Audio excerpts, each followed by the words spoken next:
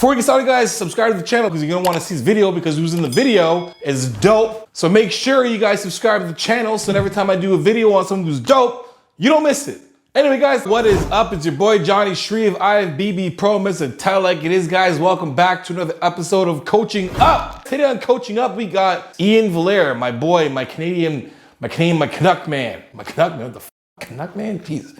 My boy, my fellow Canuck, my Maple Leaf Muscle. I came up with that a long time ago. We actually had a podcast called Maple Leaf Muscle, and it didn't stick, but Maple Leaf Muscle is dope. Either way, guys, we are watching his video. I think this is one he's doing on his way to the Tampa Pro, or might be after Tampa. Okay, this is leading up to Tampa in Texas. So we're basically at the end of his prep. He's doing his chest workout. And I want to bring you guys through that just to go over some things that we can coach up on that. Now, am I going to coach up Iain? No, I'm not going to coach up Iain because Iain knows what he's doing with his body. And if you guys follow him from the beginning, you guys can see what he's been able to do. What I'm going to use Iain for is help you guys understand how to progressive overload with cues and markers within your set. Because a lot of times people are asking, how do I know when to gauge how much I should be lifting or how much more I should lift, or this is a good way to see how you should be doing these things. So we're gonna watch his training. We're gonna optimize some things for you guys because again, you can't do what Iain does. You can't do what Jay Cutler does. But for you guys out there who are beginners or intermediate, can learn from this on how to optimize your training. So guys, let's start off with this video. Let's go. So really just want to document the last 4 weeks we're doing here going into the Tampa Pro. So 4 weeks out from the Tampa. We all know about that, man. All right, so we're getting into the first exercise here. We're just gonna do a Smith press. Anyone that follows me obviously knows I love Smith press. It's always the staple. So this is what I like about this. The reason why Smith machine is really good is because you don't have to worry too much about stabilization in the sense of it keeps you a lot more stable with the bar. So those of you guys who are beginners or intermediate, this is the elite that still find the Smith machine as a staple. Because again, when you're talking about bodybuilders or those who are out there, most of you guys are just out there trained to look good, to try and emphasize the body recomp, to make your chest look bigger or muscle groups look bigger or better. So what better way to do this is to get into a machine that can allow you to give you all the focus on hitting that muscle, hitting it hard without worrying about having to balance and stabilize and whatnot. So Smith machine, he's starting off. It's a little easier to keep that stability in the line that you want, where your elbow placement is, than the barbell press. It's a little safer for me too, like getting, closer into prep, and the tendons and ligaments and stuff are a little more finicky, and I don't want to put as much risk to, supporting and stabilizing a barbell. You can get a good load on here, in a little safer method, I find. So with anything we do here, basically gonna be doing 2 sets. So we'll work up in, sets of 3, 5, 7, whatever, up to our top set. Top set's usually gonna be 8 to 12 reps, and then we'll do a back off set. We might throw some intensifiers on the second set, so I'll have to look at the programming for Patrick.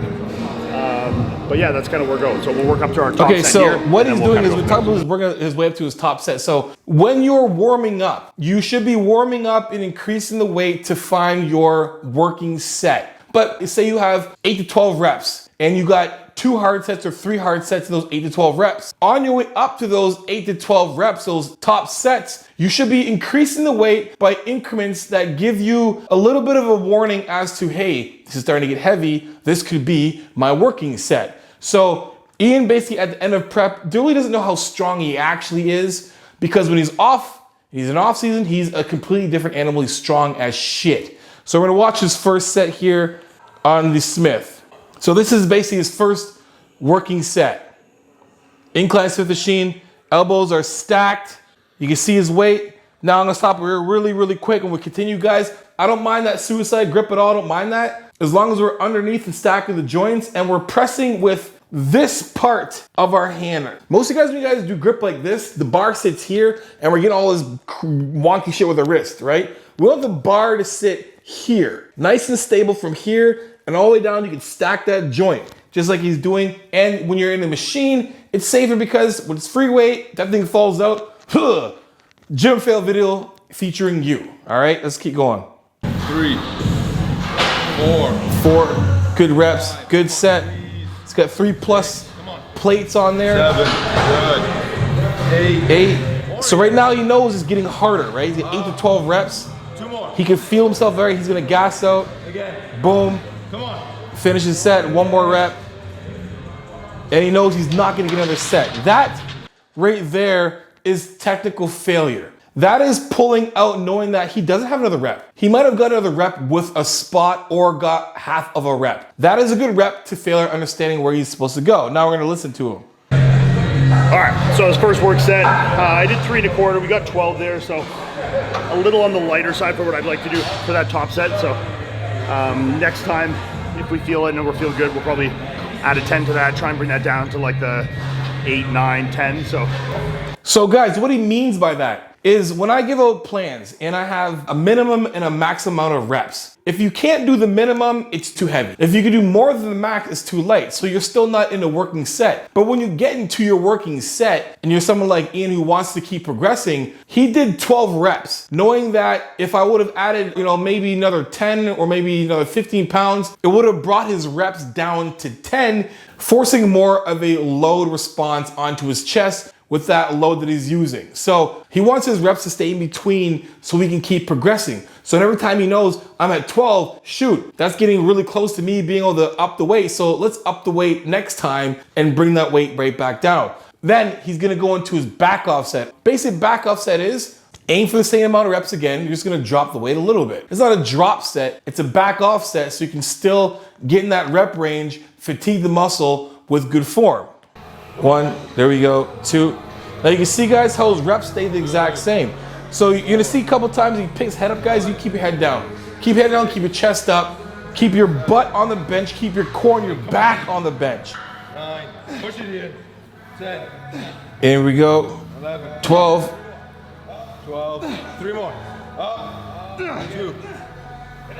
Again. So in this set, he did more than he thought he can do when it comes to reps. What his plan was to drop the weight, knowing he was already fatigued after that one set. Usually when you drop the weight after fatiguing after that one set, you're not gonna pump out 12 plus reps. You're gonna get maybe 8 to 10. That's the whole point of doing the back off set, because your muscles aren't just gonna recover really quick because you dropped 10% or 50% of your working set, and then all of a sudden you're gonna do like 4 extra reps. But at that point of prep, there's a lot of times where you're like, you got these hills and valleys of energy that's popping in and out. But when it comes to you guys, when you guys are trying to find your range, you want to always stick in between the minimum and the max amount of reps. That way you know you're continuing to progress. Now when it comes to form, guys, I would say the biggest movement that would equate to you getting more of a load on your chest is engaging your core and making sure your back stays flat on the bench. I was talking to a buddy of mine who's been ripping apart my chest. Johan, my boy, he's good shit. You wanna learn, you gotta keep yourself open to learning. Now, I'm always teaching shoulder depression. That's gonna keep our shoulders down. That's gonna keep the load onto the muscle, and it's gonna keep that bar pathway straight. Again, stacking the joints. Now, if I'm doing incline and my back is doing this, and I got this huge arch in my back, I'm no longer doing incline. I am now doing flat bench, right?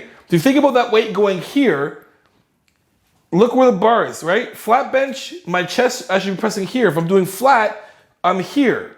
Now, if I start doing incline and I raise my chest like this and I'm pressing here, it's still flat. So what we want to do is we want to engage our core. So our back is flush on the bench.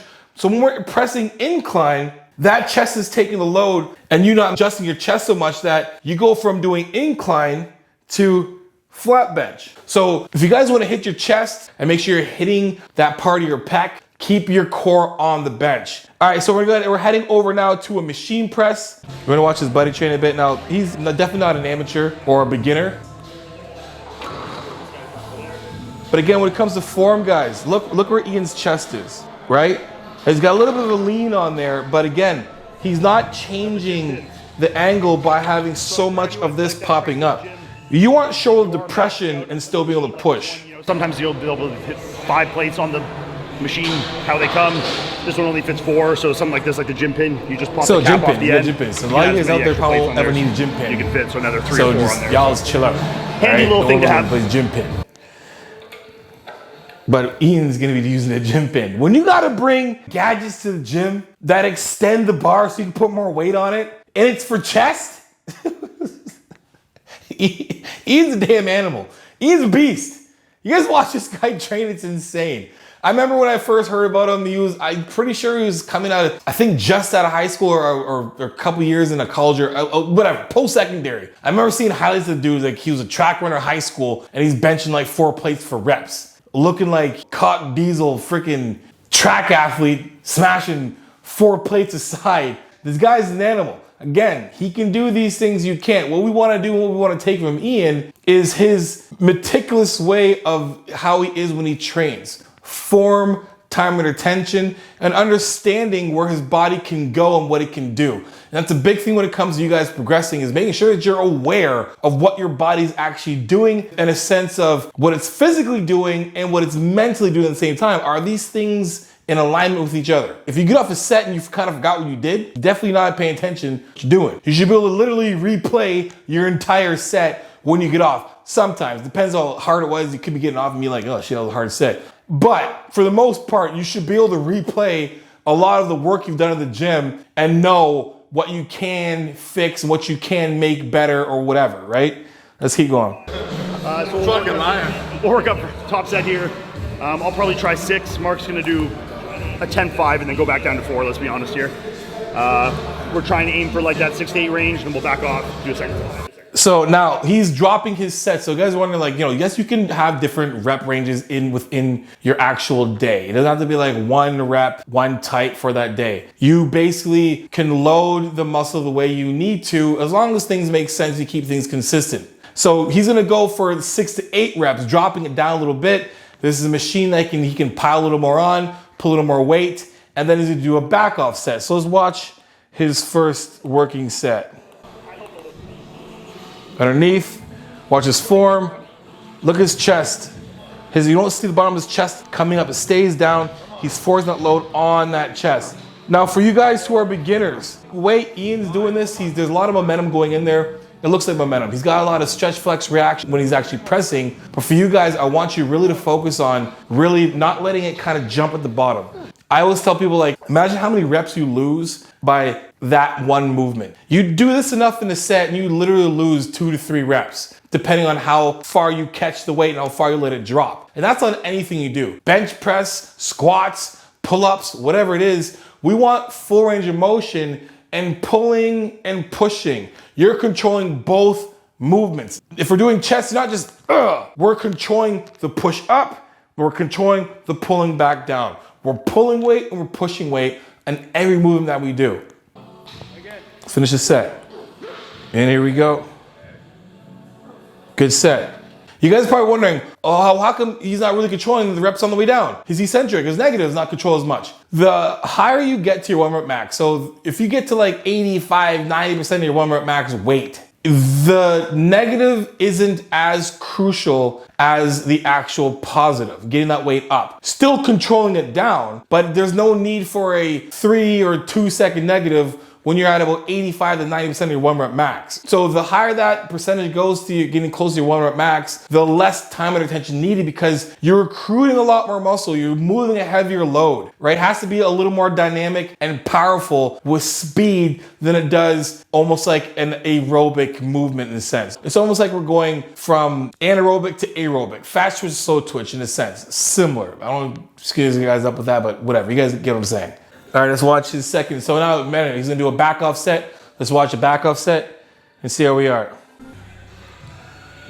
1, 2, 3.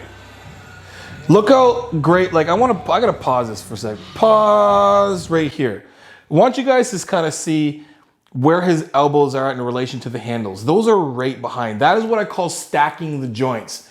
I'm gonna say it over and over and over again. Make sure you guys are stacking the joints, meaning if the bar is right here and we're pushing the bar this way, right? We're pushing up this way. That means my elbow needs to be under the bar, pushing it up that way. So stacking the joints is gonna keep yourself under the load. So if we're doing incline press and we're supposed to be inclining it and that weight's supposed to go this way, and you got your elbows like this and we're doing this kind of stuff, well, you can already see how awkward I look and how much my shoulder's working. Or if my elbow's too low, then I got this weird kind of tricep pressing thing, and I see that a lot in the gym. Stack the joints. Stack the joints. Not the joints I had earlier today, although you can stack those too, just make sure it's a sativa.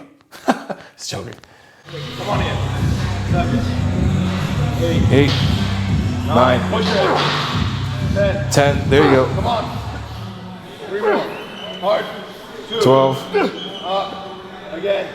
Jeez. Now he's getting spot in the back. I don't know if you can see, but he's getting a good spot in the back. So he's at a point now where he's just like, listen, let's just get the blood in the muscle, keep pumping this up.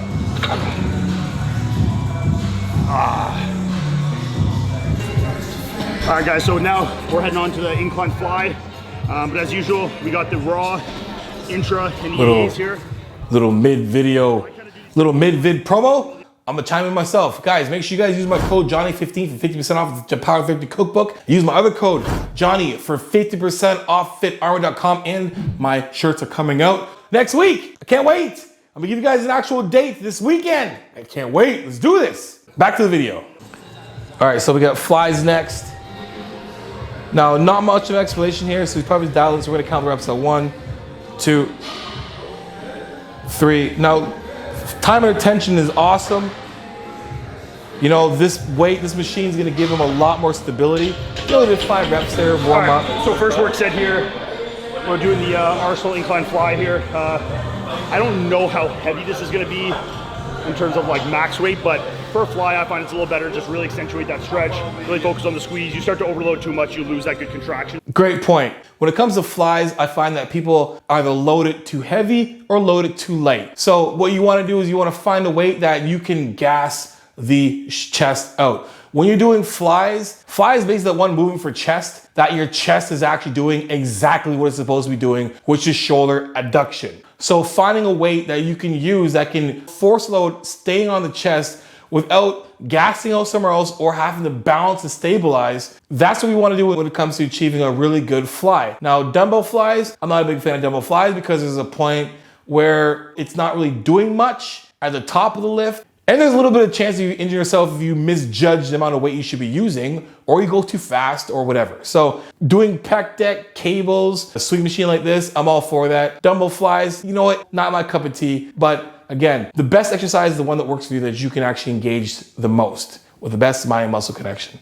If this feels a little on the light side for that 10 to 12, we'll just slow those reps down, really squeeze the shit out and make it hard, you know? Oh, I don't know if you heard me say that, but you hear him say that? Make it hard. If this feels a little on the light side for that 10 to 12, we'll just slow those reps down, really squeeze the shit out and make it hard, you know? Right? So a lot of times you guys are like, hey man, you know, should I add more weight to this? Before you add more weight, because I know a lot of you guys out there who are training are not in the place where you just add weight whenever you want. A lot of the times you can just make the rep harder by just squeezing more, emphasizing more of the contraction, the stretch, slowing the rep down. He did 10 to 12 reps and said it was pretty easy. I'm gonna do it again. If it's easy again, then I'm just gonna make the rep harder. I can squeeze my chest in without any weight, just doing this.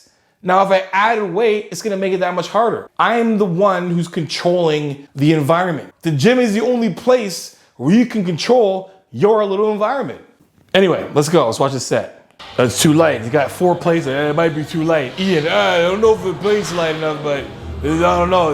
I'm just to see if 4 plates is good. What the fuck? I don't care what machine you're on. 4 plates is heavy. Great set. Guys like this you want to watch. A lot of times you guys at the gym, you're watching people in the gym because you're trying to find out what to do. Or you're on YouTube watching people on YouTube trying to find out what to do. If this was like a silent video, someone's like, hey man, can you show me how to do proper flies? And I put this on, you should be able to watch this and see exactly what this is exactly what a fly looks. That entire rep and set is going right into his pecs, nowhere else. And he's making the rep harder. Again. Good set. One more. Up.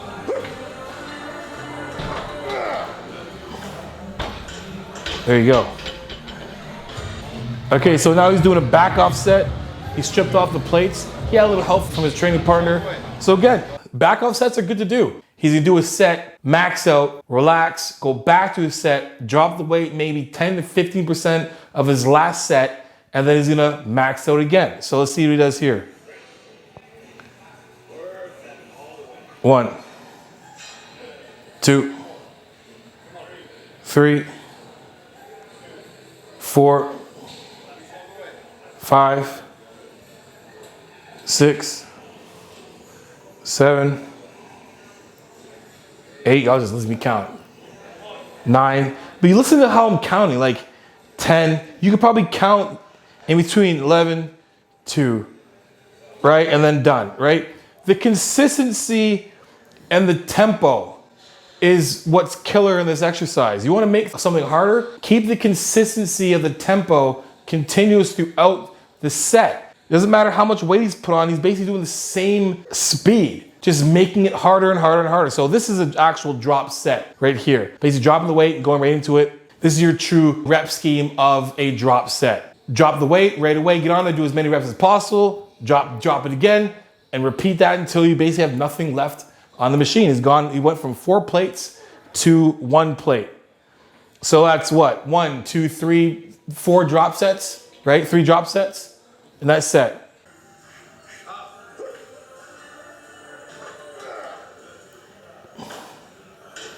There you go.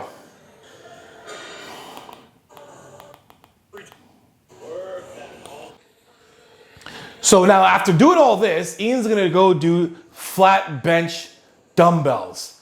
What the Yo, Ian's an animal. God dang. All right, let's watch Ian this set here. So 175 pounds, no big deal. 1, 2. Look at the set, the rep range, the rep scheme. Look at the set, the reps, the tempo. 8, look at that, good. Done. If you can't load the weight eccentrically, your set's done. If you want to know what failure actually feels like, you can't do the negative, you cannot do the positive. You see those last 3 sets, how it was getting harder and harder, that negative got quicker and quicker. That's because he couldn't load it that much anymore. So basically he's just finishing off his chest. This is like animal level, like 1,000 years, it's crazy. So it's not as easy as when you start with it. Yeah, exactly. So go back, Ian dropped down to 150. Stack the joints. Nice, good set. Good. So again, that is repping to failure. If you guys want to know what technical failure looks like, that's technical failure. Basically repping out and you can't go anymore and you're like, that's continuing the rep to failure. He's trying to just basically gas it all out because he's tired. At the end of the set, end of the exercise, end of this whole workout, he's doing dumbbells. So if he knows he's gonna start failing a little earlier in the set, he's gonna get as much as he can out of the set by doing, basically almost doing like partials at the very end. He's trying to get the full rep, but he cannot get the full rep, but he's gonna let his partner help him by pumping blood into the muscle more and more and more. That's some next level shit. For you guys that are out there, you can do the same technique, but just almost do like a drop set or do rest pause. Basically do the same thing you just did there, sit up for a bit, take 10, 15 second breath, get back down, rep as much as you can, and do it again like that. So there's a bunch of different rep schemes you can use to emphasize reaching failure. So if you're beginners out there, just worry about time and attention, controlling the weight, stacking the joints, shoulder pressure, all this stuff. Getting the basics right first before we start adding in different rep schemes. Now we're gonna move, final movement, so 5th movement for chest here. We're just gonna do a flat cable fly variation. So we're doing it sitting with a bench. So this will be a last chest movement. Now there's a little bit of technique that he's doing that, I've coached a lot of you guys and said, hey, shoulder depression. Now because Ian is Ian knows how to manipulate his shoulders so he can get more of that clavicle head by just raising his shoulders up a little bit and pressing forward. That's fine to do if you have total control, because that entire set you can see is going into his chest. So instead of being here and pressing here, doing a little bit of this and pressing out here, you're gonna get a lot of that clavicle head and you're gonna get a little bit of your anterior delt. So when you're doing like shots like the crab or frontal bicep, whatever, you're full from here. And that's basically what he's doing. The exercise selection is going to aid in his overall look, right? He's not just doing things mindlessly. He's not going there doing bench just to build his chest. He's doing certain movements and techniques to overemphasize him creating the physique that needs to be competitive on stage. For you guys, stick to the basics. But if you can do those things, if you're a little more advanced or intermediate, I would say try those things as long as we have total muscle control. If you don't have a good muscle-mind connection, stick to the basics until your muscle-mind connection knows your body perfectly. And then move on to those harder movements or those more advanced, rep schemes. Second set here, we're just gonna do a rest pause. So go to failure, rest 15, go to failure. There you go. So We're gonna watch a true rest pause here. 15 reps, he's basically at the end, he's got half the stack on there. Right, and he's making the rep, even though he's doing a rest pause, he's making these reps hard. He's got good stretch, the contraction is nice little pause at the top, getting more and more blood in there. He's making these reps as hard as possible because he knows he's gonna do a little bit of rest pause and do it again. Here we go. Is it a rest? 3, 5, 8, 9, 10, 12, 13, 14, 15. Boom, bounce again. The same reps. He gets 1, 2, 3. Significant amount less. That's what a rest pause is for, because again, you're not resting enough to really pull out 10, 15 reps. So you do it again, there you go. That's his rest pause. And that's the rest pause set, guys. This is why I wanted to watch this video, so you guys can see from a beginner standpoint to advanced. There's some things in here that we can all learn and all be coached up on. So we're gonna leave it here like that, guys. We'll do the tricep part of that later on. But guys, great video to watch. Some good cues in there, guys. Good movements there. Some good tips to help you guys optimize your training, guys. Hope you liked the video, guys. If you did, make sure you guys like, subscribe, and share. You don't become that tell like it is, transparent, vulnerable truth for coaching, guys. jonni.shreve.com. If you want to open my coaching, guys, book a phone consult, 15 or 30 minutes. At the end of that consult, if you want to go with coaching, whether it's a one-time plan or a reoccurring plan, guys, I will deduct the consult off any package that you pick. Make sure you guys use my code again, Johnny15 for 50% off the Power 30 cookbook. Use my other code, Johnny, for 50% off Fit Army. My ebook will be out probably by the time the video is up. If it's not, it'll be out next week. Either way, it's coming out. You guys will know I'll blast it all over Instagram. Add an Instagram, _JonniShreve_. A lot of the stuff I promote when it comes to my business, when it comes to my coaching, the ebook coming out, the apparel, most of that will be on my Instagram page. So guys, go to my Instagram page, keep up with everything that's going on this channel, in my life, with collaborations and everything else. Instagram, _JonniShreve_. And send me your video. Send me some video clips, some progress pics, some foodie pics and all that good stuff, guys. And I will repost it for you guys, because you know how it is. Iron sharpens iron, progressive overload your life. In the meantime, keep gene chasing. Peace.